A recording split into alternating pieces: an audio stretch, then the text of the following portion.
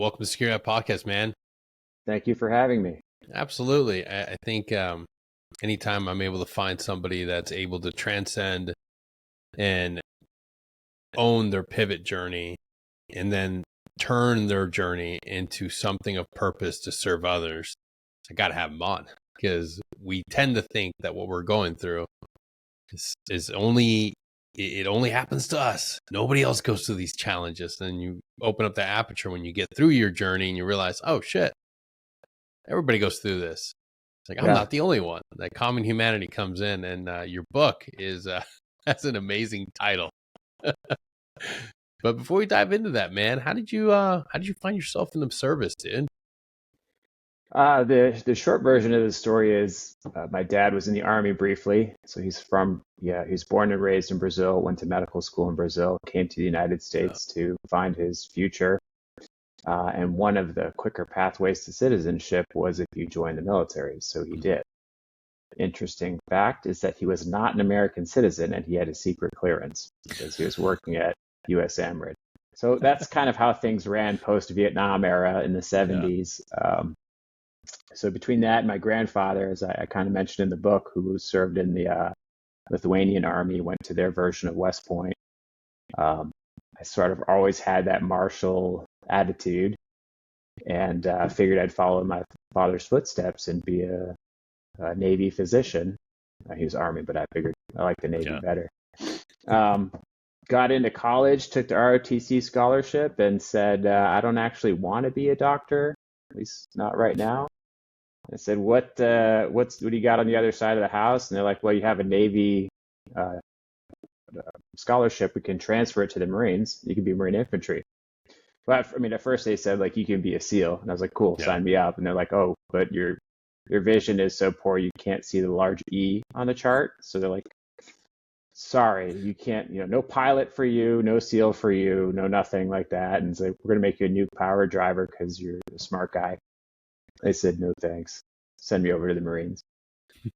So that's how I ended up in the Marines, and chose infantry. Did as well as I could at the basic school to get into infantry, with the idea of always getting to special operations. Through recon, force recon, however it took to get there. And then, a long and winding road did end up over at USASOC. So, somewhat successful there. So that's how I got in. Yeah, it's funny where our military path takes us and the journey we take. And in your book highlights something that I think, of course, definitely impacts every veteran, but importantly, our warfighters, our warriors, our SOC professionals. This concept of who am I now? Mm-hmm. Where do I belong? How do I recalibrate and readjust to really truly find a purposeful life? And how did you begin this book? How did you begin diving into that and peel that layer for us? Yeah, so the Marine Corps is every Marine is a rifleman and nobody's special. So as soon as I stepped out into an Army unit, I got the sense that they didn't really want me back. Some people said that explicitly, like, you're too unconventional now, and other people sort of did it behind my back, like shifting things around for me to make it harder for me to stay in. So I got out, right? And then in the process of getting out, I think some of the seeds started to get planted already. At that tip of the spear, my sergeant major went down to SOC Cent and got me to, he's like, this guy should be the next task force commander in Afghanistan for this particular unit. He lines it up for me to go, and then the Marine Corps is like, no, you need to go to Resident Command and Staff College. And I was like, no, I don't need to go to Resident Command and Staff College. I'll do the distance learning or whatever it is. And they're like, no, that doesn't cut it. And so I said, all right, I'll do the blended program, which allegedly counts as much as the resident program. But it didn't matter. That cut that deployment. And so instead of me, they sent some Air Force lieutenant colonel to fill the spot. And that was a little bit of the start of, like, man, I am just a last four in an MOS. Like, it's impossible for, even at the tip of the spear, for people to recognize that. I'll still be treated this way. Yeah. And it was just inside of me, like I had to go. I needed to be the guy who would go.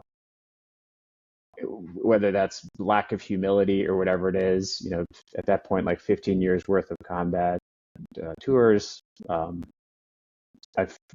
did I think I could do it better than somebody else? I don't know, maybe. Certainly better than some Air Force guy, at least in my mind at the time. But it had to be me. And so I talked about it in the introduction. I sat down with a Green Beret that was in my troop, and he was also getting out, and he felt the same thing. Like, why do I have to go? Why does it have to be me? I didn't go on this task force trip to Afghanistan, and they just filled it with somebody else. And as far as I know, the world didn't end. So just my tiny world was shattered there for a little bit. That plus the next set of orders they gave me asking me to be a geographic bachelor for longer, I said, no, thank you. I'm out. But then, and this is what I teach veterans now, is when you are in, your behaviors and your beliefs are aligned. Yeah. So the line that I use typically from the Marine Corps is that the purpose of the Marine Corps Rifle Squad is to locate, close with, and destroy the enemy by fire or maneuver, or to repel the enemy's assault by fire in close combat. And so everything that you do in your plan of the day, plan of the week, your training plan, mission pre-deployment plans, all is aligned toward that. From the food they give you in the chow hall to the Marine Corps Institute distance learning program for writing, so you can be a better communicator, to your physical training, marksmanship, all of it is aligned to that. Yeah. And then I retired. And then nobody's handing me the purpose. I got to figure it out. And not only that, it's very hard. So, okay, I'll be a dad is my purpose. And that just doesn't seem to fill the bucket that, hey, you were briefing Sakier on target packages in his AO. It's like pouring myself into that bucket didn't seem to be sufficient. So entered kind of what I guess I would call now is a little bit of a depression, like the loss of identity. Because of my training, I struggle with communications. Everything is active or passive communication. Yeah. It's like, hey, boot, go clean the head with your toothbrush. And then when you're the boot, you're like, aye, aye, corporal. And then when you're the corporal, you tell the boot, hey, boot, go clean the head with your toothbrush. And you expect them to say, aye, aye, corporal. If the private first class says, excuse me, corporal, the toothbrush has a very small surface area, and this larger brush has a greater surface area. And if I was to use this brush, I might be able to clean many more of the toilets at a given time. Shut up, boot. Wall-to-wall counseling, and then you move on. All of that is conditioning that then you're spit out into the civilian community that doesn't like it. Yeah. There is the analogy of the sheep, the wolves and the sheepdogs. And many veterans like to think that they're sheepdogs. And I mentioned this in the book. It's like, you're not a sheepdog. If you join the Army, Navy, Air Force, Marine Corps, you were turned into a warrior, indoctrinated into the warrior culture. You're a wolf.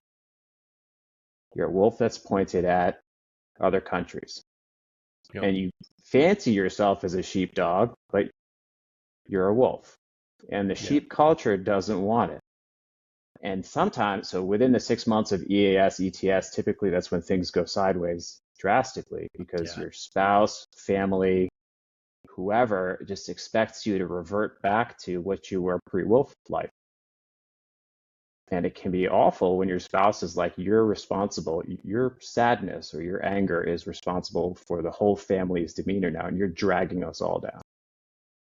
So if you're getting that the killer is in, the phone call's coming from inside the house. It's like you can imagine then when you're added on the layers of like, well, my next job, I'm drywalling, and Jones over here doesn't show up on time or does shit work or takes 5 smoke breaks. That's not your conditioning. That's actually military. One of the most common things that I hear from friends is the frustration in expecting civilians to act like riflemen from their squad and grenadiers, and to always be on time and to be fit and to be neat, orderly, and it's just not the reality. Like No, people, and you can see it. So when I was married at the time, and I had some of my sergeants came in to help set up a party, and my ex-wife was surprised at how they just took whatever she said as a mission type order and executed it. She's like, "Hey, hang up these things." And they went and found where the things were. They found ways to get them up. They found a ladder, all of these things. She's like, if that was my civilian coworkers, they would have just sat down and done nothing because I didn't tell them where to find the ladder or all this stuff. Yeah. So all of that kind of puts you in a dark place, put me in a dark place. And I started to try to figure it out. And I realized what I was good at. I started to go back and contract for my old unit. And I felt like myself again. So this is the definition of a withdrawal syndrome. So if you're substance abuse, I don't try to define it for guys. I just call it being a warrior. Yeah. Whatever it was that pulled you in and kept you past basic training means that you are you have some addiction to this thing, whatever it is. Honor, courage, commitment, patriotism, service in the national defense, shooting bad guys in the face, and eye-thumping them. Whatever it is, it kept you in there. And that then is the best way that I could describe it to that Green Beret as we're both getting out, not as a clinician, just as a journeyman, is like that need to go feels like I'm an addict toward patriotism. And he's like, I feel the same way. And we're both getting out. Having done that, right, and contracting, I started to see that, I'm still attuned to some of the human intelligence pieces and assessments and selections. And I'm talking to our unit psychologist, and he's like, you should do this work because these guys will talk to you in a way that they will never talk to me. I was like, all right, that's cool. So I'll get into the psychology school. And I did. And as soon as I got in there, I was like, I don't want to work with adults because adults are fully baked cakes. And it's like, you got to unbake the cake. It's like, let me work with kids. And this fits with the soft mentality of like getting to the left of the boom. Yeah. So before the kid is destroyed by bad parenting, it's like, let me get in there when they're 8 and give these kids coping skills, or when they're teenagers that are suicidal. I spent a year with suicidal teens in a hospital. Learn the coping skills so that they don't turn into the adults. Like, hand me the ingredients so this cake is baked the right way. Yeah. That's actually, that's interesting. That's where you went first. I found myself in similar situation. I got my mindfulness certification and started teaching mindfulness. And then I got hired to teach. And it never said anything about teaching kids. It just said young adults, potentially veterans. And then as I was doing the interviews, like, have you ever worked with kids? Like, I don't even have kids of my own. I am terrified of working with kids. And it was extremely rewarding. But I wonder if you had the same experience. I didn't expect to be able to be so impactful and for kids to pick up mindfulness and meditation much faster than adults. Yeah. But it was absolutely one of the most painful things to see when little ones are coming from a very bad environment. And ultimately one of the things where I was like, I can deal with a veteran when they're having a bad day, and I can take those phone calls at 3 a.m. all day, every day. Hope I don't have to, but I will be there. But when a little one is dealing with horrible nightmare things, it was just one of those things where I'm like, I can't do this. Have you found yourself how do you navigate that in that space? I think that perhaps ironically, that's what combat prepares you for. After my first combat tour in 2003, I came home and I had this need to mentor, basically. And so I went out and, rejoined the Lithuanian Boy Scouts and was like, hey, I'm here, make me your camp commandant or whatever. And, that summer of 2003 was impactful to those young boys now who are adults in their own respect. following retirement, getting into child psychology. In my internship year, I spent at Department of Behavioral Health for San Bernardino and did the mental health evaluations for kids that are detained by DCFS. Oh, So man. what I found in my several years of working with kids is I have the stamina. So we're professional sufferers, is what I say when you join the military. It doesn't suck enough, give me more. And somebody needs to do that, right? So this taps back into whatever it is that is my addiction, like has to be me. Or, if I look at it the other way, it's like I can do this and other people can't. I can listen to this story of these two boys whose mother's on meth and lives in a flop house, and somebody OD'd and died there. And so these kids are detained, and I'm doing they're nonverbal, even though their ages, they should be able to speak. I could take that and work with that. And what helped me or continues to help me to get through that is my intervention is helping them get to a better place. And of the 50 or so that I did over the course of the year, only one of the teenagers, was not in a better place, and that was sort of her own making. So that's and then you're also up against the challenge of what can I do in 1 hour per week? Yeah. And you do the best that you can. It's a dialectic assumption that everybody's doing the best that they can, and we can do better. And that's hard for people to hold both truths at the same time.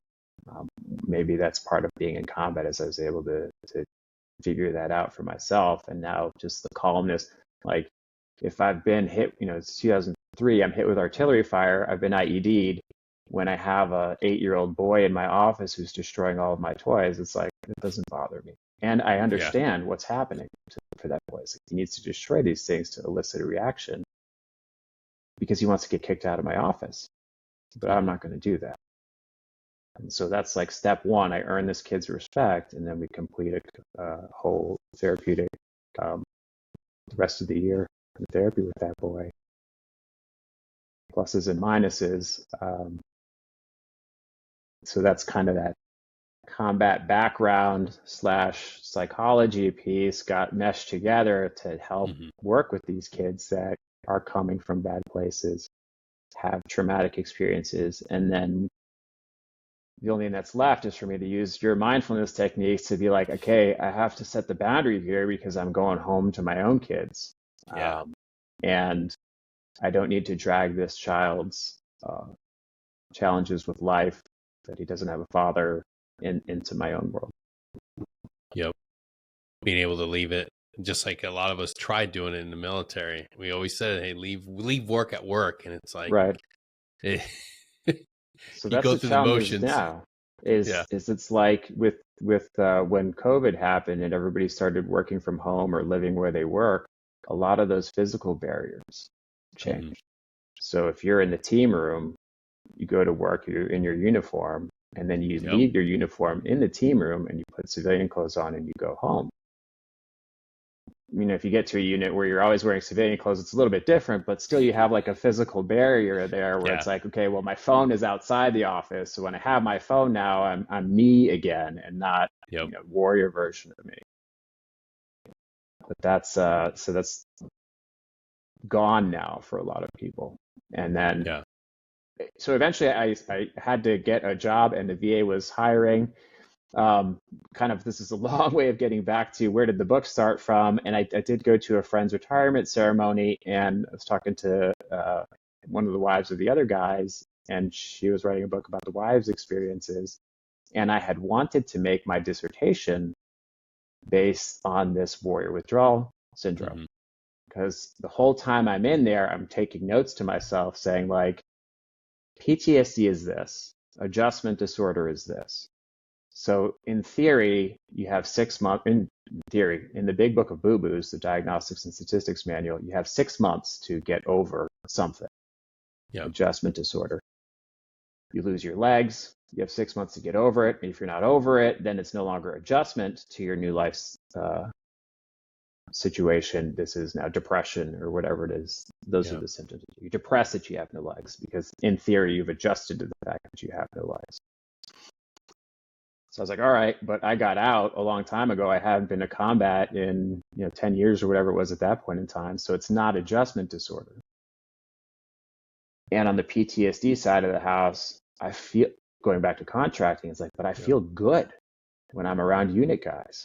It's like just a couple of weeks ago, I was with a bunch of them again, and I was like, not only do I have to shield what I say to civilians because they don't like my humor, they don't like the things that I talk. I'm sure my neighbor doesn't have severed head photos of suicide bombers on his phone, and I can't really be upfront with that with most of the people that you meet. But then you start adding layers of like, well, they've never been to Iraq or Afghanistan. And so some of these things don't make sense. This is the common culture that you have with other veterans, regardless of service. Even the verbiage is similar. And then on top of that, I got the added layer of being at that high level where you're underneath more access control measures. And it's like, finally, I'm with people that I don't have to hold anything back. Like we can freely talk about all the dumb stuff that we did and got away with and didn't get away with. And that's so freeing and you feel like yourself again. So that's the withdrawal. Yeah. Just that one weekend with the buddies makes me feel good again. And I see this with my reservists who are like, I'm living for that drill weekend. And then the next 3 weeks out of the month, I just hate my life. Yeah. And we use those waves. We use those coping skills that got you through deployments. The things like I call them all fast forwarding time. Video games, drinking, pouring yourself into work, whatever it is. I'm just working to get through it so I can be myself again. So the dissertation was going to be to try to describe this syndrome because I was like, it's not PTSD. It's too long for it to continue to be adjustment disorder. And I went through a fair amount of research, and my dissertation chair is like, there isn't sufficient amount of stuff in the world to talk about this. There's only what you're writing. And I was like, yes, sure. So I'll make a qualitative analysis. I'll talk to 10 soft guys that I know, and we will I'll sort it out. I'll diagram it. Like, here's the cluster of symptoms. And then around the same time, I got a hold of Dr. Freud's work, operator syndrome. And I'm looking at that and I was like, okay, cool. So I'm focusing in on the mental health aspect of it. And is that the precursor? And then the physical contributions of being a special operations guy just magnify it. Mm-hmm. But when I went to work at the VA, so anyway, I got denied. That's not my dissertation, so I just they wanted a ham sandwich. I gave them a ham sandwich. But then I was like, all right, I got to write this up somehow. And so I took a fellowship at the VA and I was like, let me start helping here. Let me just describe this set of symptoms: the anger issues, difficulties with communication, identity fracture, not knowing what you're supposed to do, the substance abuse pieces, whatever it is that fast forwards through time. And I came at it kind of like you were saying way back in the beginning, that my hypothesis was this had to be a soft issue because I'm a soft guy and I have it. And the cause of this is multiple deployments. Mm-hmm. Wrapping your identity so tightly around the uniform that when the uniform's gone, sometimes I describe it as your class A's or your dress blues is your exoskeleton. Mm-hmm. And everything that you do is designed to build that out because that's where you have all your rewards on there. I use, if anybody's been to Germany, I'm like, did you shoot the German shooting course? Yes. Why? Because you wanted to add the German shooting corps to your uniform. Yep. I've made this joke before too, like who would trust a Thai jump master or a Thai parachute or a Thai aircraft? Well, anybody who wants Thai jump wings, and they look cool. So I'm going to, why do you affiliate with such and such red? I still don't understand affiliation. It's like, I'll affiliate with whatever group and just put some ribbons on there. And that's how the behavioral conditioning is designed, and it works, and then it's all gone. So all of your effort, sometimes the analogy I use is like your life is a car, and then you join the military, we put you in the well deck of the ship, and your job becomes to manage the ship, keep the ship running, and you pay no attention to your own car. And then when it's time to, this is for maritime guys, for Army guys, they use a C-130. When it's time for you to get out and the green light comes on, you're like, where's my parachute? And they're like, we don't pack you a parachute. Jump master's like, don't worry about it. The VA will catch you. And they kick you out the door. And yeah, I work for the VA. I will catch you. I will have a baseball glove, and I'm on the wrong DZ. So for my maritime guys, it's like, hey, we just push your vehicle out the back of the ship. And it's like, I hope you've been paying attention to it and checking your battery and replacing the oil. But it's like, nope. And none of this has changed, right? So I worked with a peer support who was a Vietnam veteran, and so he had almost the same analogy. He's like, when you get out of the Army, it's like the Army kicks you out of the car right into a knife fight. It's like, no, that fits too. Both are equally as good. It's so true. And that's why I feel like this medium is so important. Like, if you can make it digestible, if you can bring people on to have the perspective that we need to start, like, in a resource like a book, and being able to process what you're going to most likely go through before you pivot out, before you make that exit. I didn't have it, but that's the beauty of being able to use your experience, your own personal journey to help others. And that's what we really need to champion for guys. It's like, hey, like, maybe the best thing you can do with your suffering is to push through it, rebound, and then help somebody else not go through the same pain. Because whether you're the tip of the spear or an 88 mic, you're gonna have issues transitioning. Right. That's just it. I never realized it till I went through it. And then that's an echo that everybody shares. And whether you're the sergeant major at the very tip to the lowest private, all of us go through it.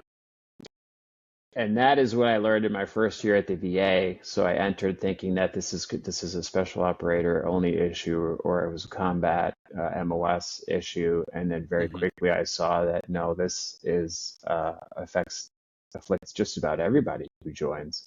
And so I had to revisit my hypothesis. And now basically the way that I take a look at it is, well, basic training, advanced, AIT, boot camp, wherever you go to, is sufficiently significant enough of a traumatic event, if you will, or an external factor onto your life that it changes you essentially forever. You're indoctrinated into the warrior culture, and that's enough.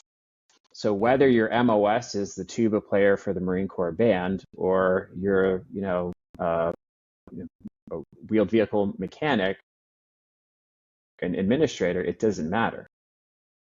And one of the reasons that I realize that now, or I can say that somewhat freely now, is if we're an all-volunteer force, so already you're predisposed to whatever is going to be the reward system that you have in the military, reinforcement mechanisms and punishments. And it's not like your recruiters kind of like they're not actuaries, but they learn fast. So the recruiter's not going to the ballet studio to pick up, 11 Bravos or open contracts. He's going to the football team, the MMA gym, maybe the mall, although kids don't go to the mall anymore. And then I say this sometimes is like you can in retrospect take a guess about how motivated of a recruit you were based off of how long you were on delayed entry. Because if you are not a motivated recruit, you ship next day, because the recruiter's whole purpose is to make quota. But if you're like, hey, my dad was in the Army, my dad was a Ranger, his dad was a Ranger, I'm going to be a Ranger, cool. I'm going to put you into late entry, because when I need to hit my quota in December when nobody's enlisting, I'm just going to give you a call back. But they don't tell you that. And so that's all part of it. And when I teach a class for the VA, what I try to do for these veterans is the exit interview that you didn't get through transition readiness seminar or transition assistance program or whatever they call it now. And the Army is trying to do it better, but it's still an anachronism, because the Army seems to think that if you have a job, so we have the Nexus, we have Skills Bridge, then you're good. Yep. Hey, you just need a job, man. And it's like, okay, we'll make you corporate now, and corporate is sufficient, and it's not sufficient. We need to undo the fact that you can put your hands in your pockets, You need to undo the fact that your shoes and boots don't need to be laced left over right. And I love that example because then I got a 70-year-old veteran who still laces his shoes left over right. I'm like, do you know why you do that? That's why I do it. Yeah. Because at boot camp or at it's basic, one of the most, sorry. At basic training, you would get helmet fire from the DIs if there were, and there's no practical purpose for lacing left over right. It's just another thing they could gig you on. Yep. And so your brain develops through two-factor avoidance, like as long as I lace my shoes left over right, nobody's going to yell at me. But now I'm 70 years old, so I point out to this Vietnam veteran, I was like, hey man, you still think like that the DI is going to come through the wall here like the Kool-Aid, punch guy and yell at you because your shoes aren't laced the right way. But realistically, that's just the insufficient justification effect. Like, okay, I do this because I like it this way. Yeah. Or I will always carry things in my left hand and not my right because you never know when I need to salute. So I'm just going to always carry bags on my left side. And it becomes a habit. And some of those habits extinguish on their own. So PCCs, PCIs, I don't walk around my vehicle and check it for IEDs or tags or anything like that. I just get it and go to Walmart. 5 and 10s, man. We got to check. Yeah, I'm not riding in the center of the lane all the time, because that costs a lot. And then on the other side of it, this is a challenge with some civilian providers, is one of the PTSD symptoms is hypervigilance. Mm-hmm. And I say, well, okay, but I call it situational awareness. And I'm working with guys who survived based off of their situational awareness. And then this comes back into that two-factor theory of avoidance. It's like, if I'm alert, I'm paying attention on the highway, and in California, there's some crazy drivers, and I get home safely, well, then I'm immediately rewarded for continuing to be on high alert.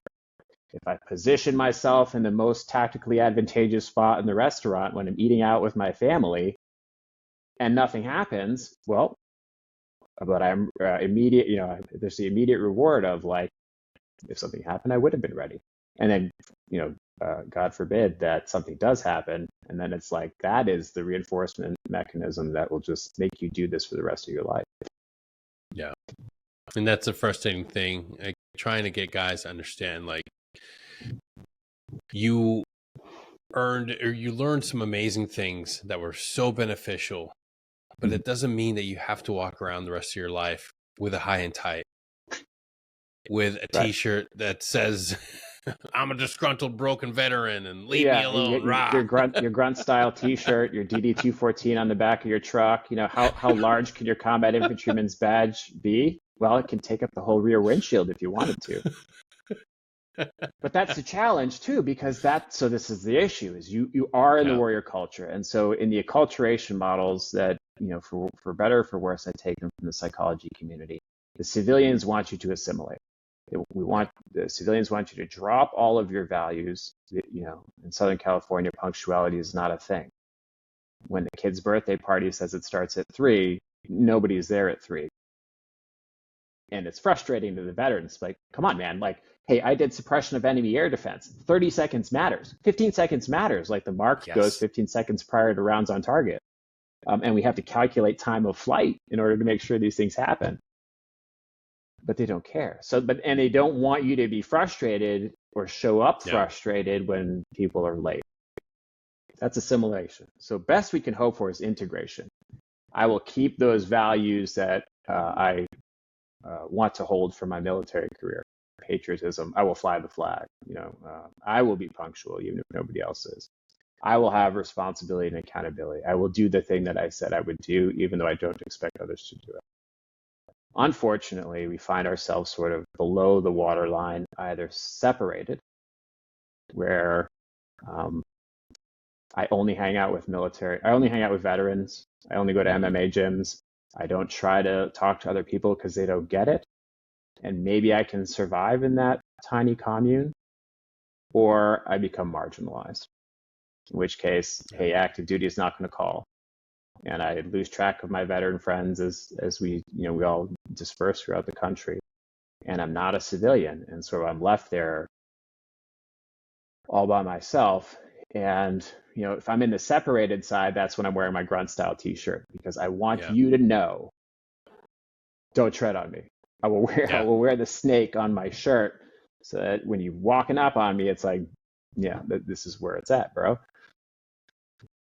And if I take that in and I'm not accepted by that, BJJ gym or whatever it is, and I become marginalized. So this is where guys find themselves in those first 6 months post end of service, is you still feel attached to the active duty component, but the active duty doesn't give an F about you anymore.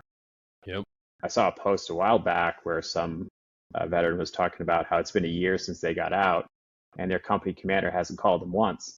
And at first I was like, well, no kidding.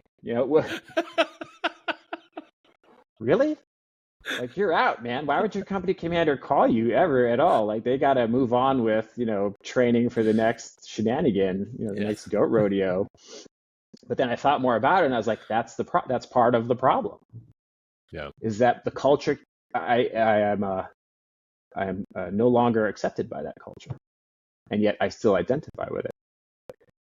So that's these are the pieces that go into the substance abuse model that I use to describe what it is to join the culture. And then when you're out of it, anytime you get close to it, or you have like a night with a buddy that you went to combat with and you feel like yourself again, and maybe that's sufficient to get you through the next 6 months. Yeah. And we don't understand why. And so what my goal is to try to do now is to help guys understand why. The other challenge that we face is, I was the same way. When you are on active duty, you can't teach me anything. Yeah. For the first couple of years that I was out, I was like, I refuse to work with Marines because you can't teach a Marine anything. They're experiential learners, all of them. They have to figure it out on their own. And I saw this as I'm like trying to counsel some recon guys about their next deployment. And I'm like, dude, I know the 2 guys who went before you, they set up a whole bunch of stuff for you. Where did all of that go? It's like, oh yeah, I just kind of threw it aside. I'm going to do my own thing. It's like, oh my God. Reinvent the wheel every single time. Stop proving my point. Stop proving my point. Yeah. You guys may have done something good, but I'm going to do it better. Right. Yeah. This range at 29 Palms, the Marines version of NTC, has been run the same way for 30 years, I guess now. And then you get a brand new company commander's like, but I'm Rommel. So it's 2 up and 1 back. Well, I'm going to take it from the east side instead of the west side, like everybody else. And it got so bad. And that when I went as company commander, they wouldn't even let you come up with your own scheme of maneuver. Like, just stop it, guys. It's canned. Yeah. Like, okay, we're going to hand you this scheme of maneuver because it's more important that you guys get trained on this stuff than, you try to call for helicopters for an assault that doesn't have any helicopters. We're not throwing hand grenades here. We're not issuing you any hand grenades, but I need hand grenades. So that's sort of the challenge. And the best that I can do to people who are getting out is to say, like, you need to start thinking about this. And I'm happy that the Army lets you do it 2 years out. For retirees, the challenge is the other thing I learned at the VA is 1 enlistment is sufficient. 4 years is enough to do this. I don't want to call it damage because it's not. It's a great thing to be a veteran. And 4 years, so basic training is sufficient to put you into this culture, and especially because it happens for most people in that identity forming phase of their life, ages 17 to 25, which will always be the bedrock of the rest of your life. So when you're 80 years old, you'll fall back to those are the most crisp and clear memories that you got. And I can see this working with Vietnam vets. Those 4 years is sufficient enough to put you into that place where when you get spit out by active duty, okay, the guy that's only in there for 4 doesn't have 2 years to prep for their end of active service.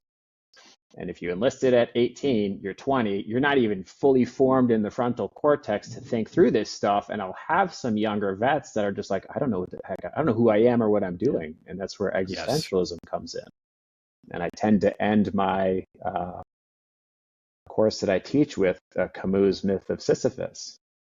I have to explain it to most people and I say, don't bother trying. Well, you can try to read it on your own. It's very dry, very boring, and very difficult. But Camus basically says the only question worth asking is, should or should I not kill myself? And he uses Sisyphus as an example, who pushes the rock up the hill every day, and the rock goes down the hill every night. And so the next morning he pushes the rock back up the hill. And it's like, this is how you live your life. And as long as the rock is national defense, and this ties into Frankel, the other example that I use, as long as that purpose, the rock, is sufficient, you can do it forever. You can endure any level of suffering. And your 4 years in the Army, Navy, Marine Corps, Coast Guard, Air Force, or I haven't had any Space Force veterans yet. Not yet. Waiting for my first Guardian to come in. Their challenge is yet to come. Yeah, with the face hugger from the Alien thing and his or her service record, and then I'll see there's 0% service connected for that. It's like, well done, VBA. Well done. Not service connected at all. That's just what happens when you go to Thailand. You get a face hugger. Look, everybody gets this. You'll be fine. Take some There'll penicillin. be 15 nonprofits on the backside to help you with that. Here's your shot. Yeah. Oh. So, yeah. I don't know, I guess the challenge is like, and I find myself even now, like I'm working with a recruiter to go back into the reserves so that I can talk directly. Really? Yep. So it never ends. And people ask me, and I have had veteran patients at the VA who work for like HUD-VASH, the Housing and Urban Development for Veterans Assistance to Secure Housing. And they're asking me like, how do you set boundaries? And I was like, I it's a struggle. Like I will push the time limits for veterans. I will go above and beyond, and at cost to me in a way that you would for active duty guys. And I mean, I wrote about it in the book, like that, tried to get back in through a Navy internship because it's like, this is the left of the boom. Maybe they'll believe it when it comes from somebody in the pickle suit. It's like, yeah, bro, like you need to take a second here and figure out who you are. Who are you without the uniform?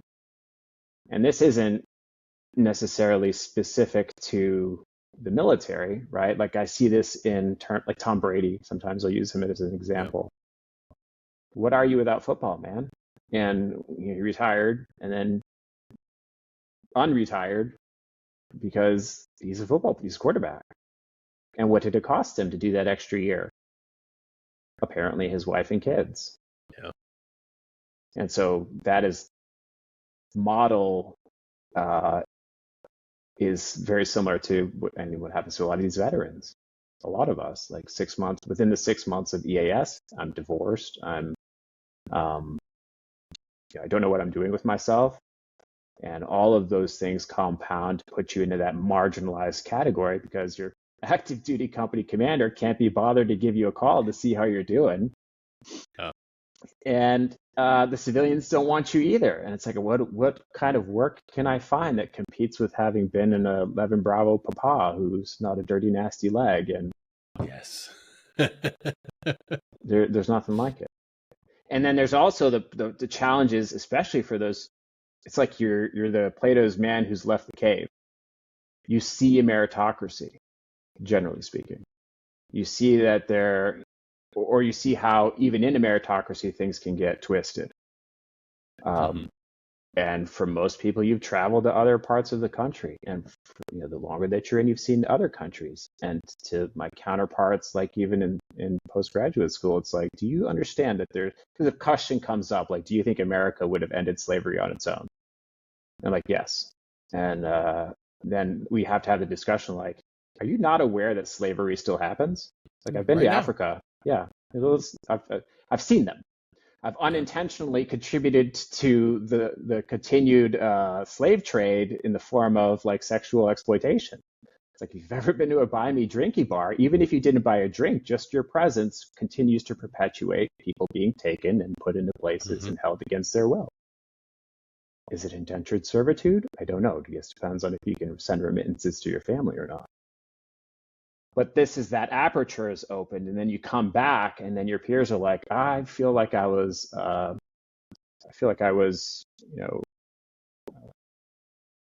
I'm triggered by, or I feel like I was marginalized because somebody threw a milkshake at me. It's like, dude. Yeah. Did he call you a bad name? Oh, he did. He did. He used the wrong He pronouns. did. Yeah. And I didn't know what to do. You didn't know what to do? Oh, I feel so terrible. Unfortunately, you didn't have an M4 to fire back at them. I don't know what the appropriate response is to that.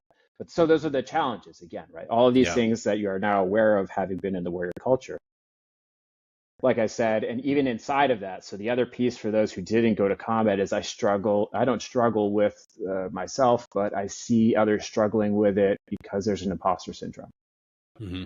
So I'll start a group. I'll ask people to tell me where did they serve, MOS, any deployments, and then I'll get like I only did 4 years. So I'm already diminishing my service. Or I just went to Korea.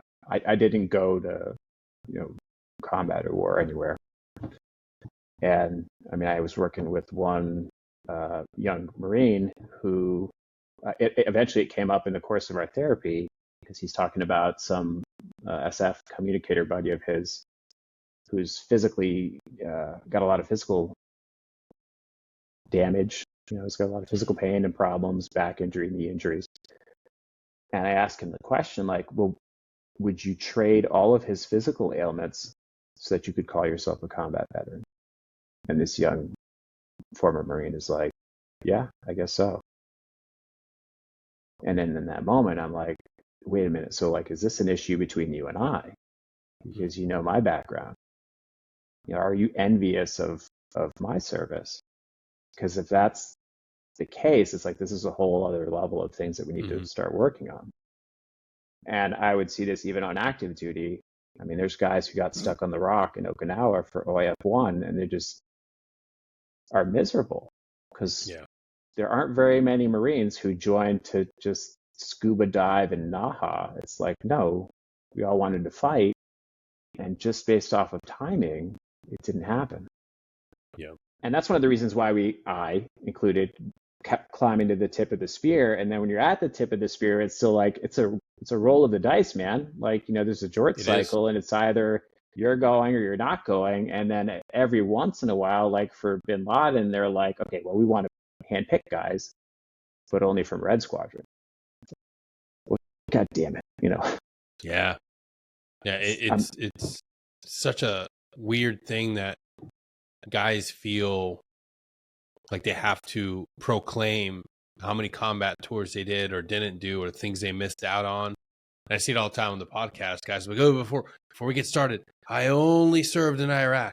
It's like, dude, it's okay. Yeah. No one's going to judge you. No one's going to be like, well, your service isn't worthy. Yeah, right.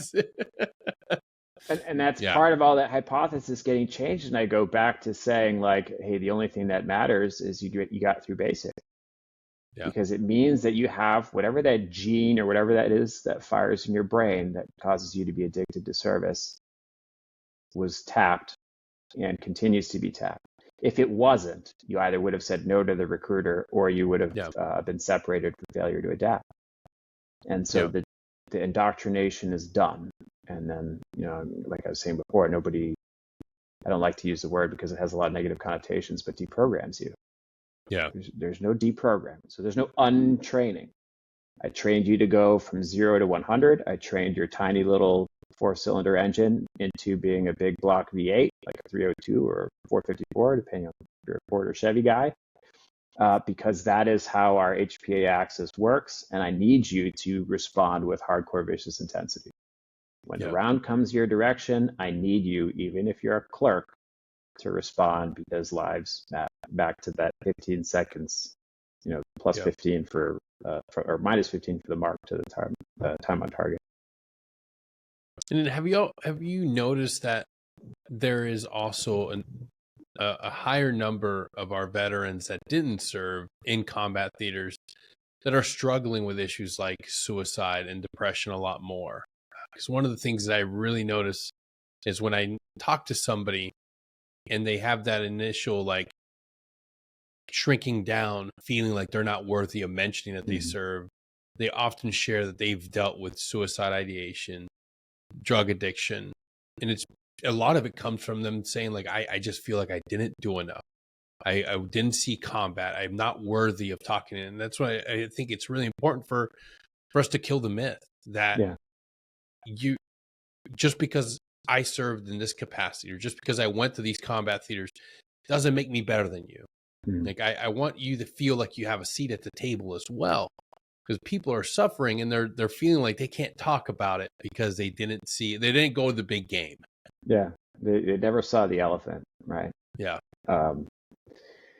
I don't know statistically. I can't speak to if there's more or less. I certainly can say that the imposter syndrome piece is significant. And so if I'm already feeling marginalized, right? So going back to the 4 quadrants of the acculturation, I'm not accepted by the military, and I feel like I won't be accepted by veterans.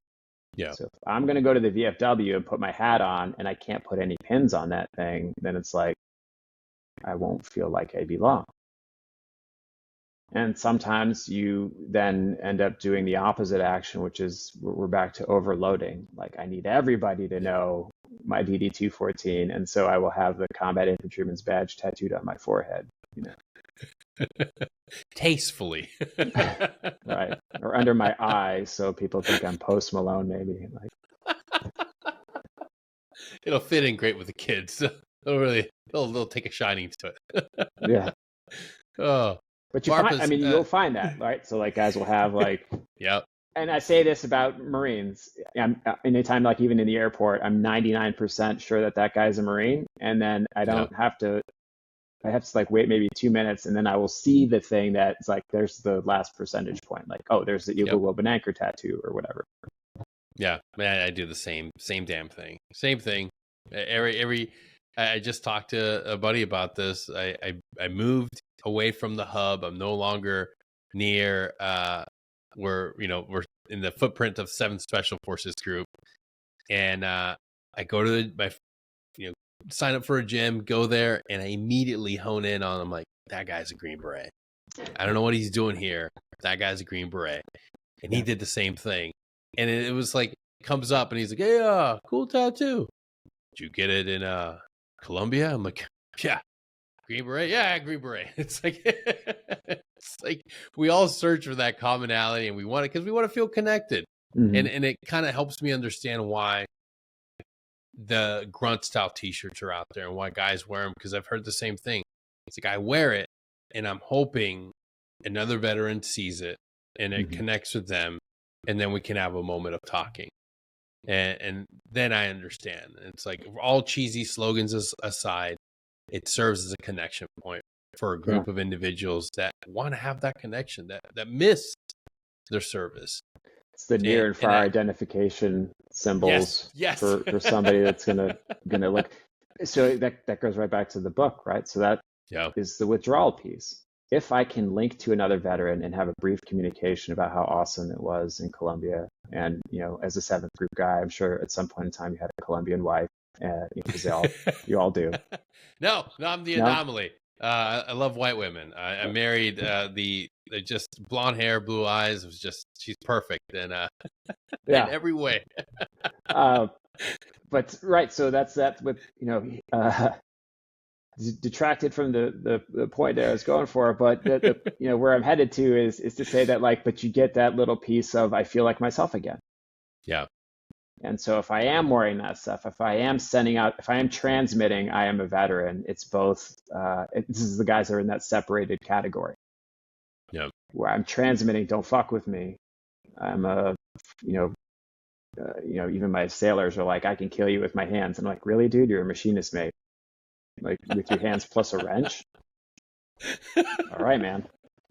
But it's you're projecting out, right? So I'm broadcasting, don't mess with me, you civilians, and I'm also broadcasting approach to other veterans so that I can have that moment of feeling like myself again, and that's the withdrawal symptom.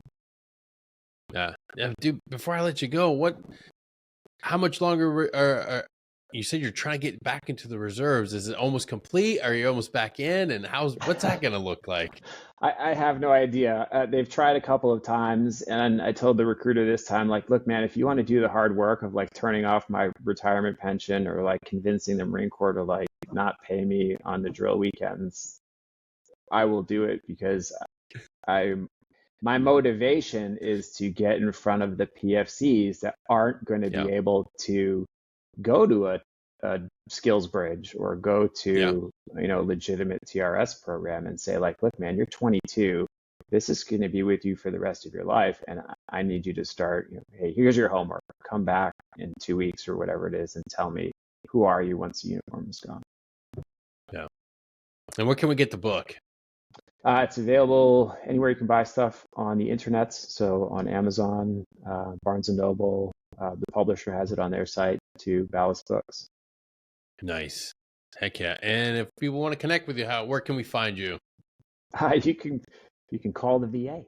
No, but legitimately, if you do that, you'll get the call center and they'll put Varpas on the phone now. I don't know how to say his last name. It's very long. It's Italian. Right. That'll get you not even in the wheelhouse. So on Instagram at Dr. Varpas and on X at Dr. Varpas. Nice. Dude, I can't thank you enough for being here today and for writing this book that I think everybody needs to read, because like I said, it highlights something that we all feel, that whether it's the first day after you pivot or 6 months down the line, you're going to go through this withdrawal, and the warrior withdrawal is real. Please pick it up. Do yourself a favor. Get 2 copies. Give it to somebody you care about for when they go through their journey.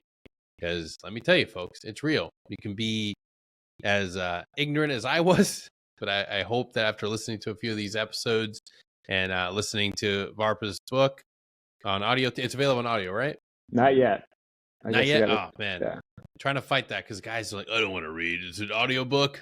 God, please. I had a guy just told me the other day, he's like, I'm a grunt. I don't read. Okay, buddy.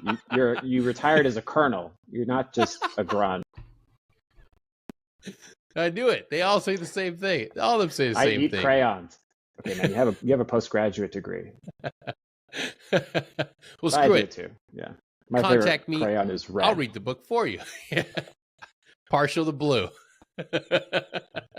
Varpas, thank you for being here, brother. Thank you for what you're doing. I hope you're able to get back in. We need to do another. We need to run it back and do another episode once you make it back in, because that would be amazing. Don't go enlisted. No. Yeah, my kids are like, "You gonna go shoot bad guys again?" I was like, "No. I'm gonna be a doctor this time around. Like, I don't necessarily need to ever pick up a rifle again." Yeah, no, not at all. Please don't. Thank you all for tuning in, and we'll see you all next time. Till then, take care.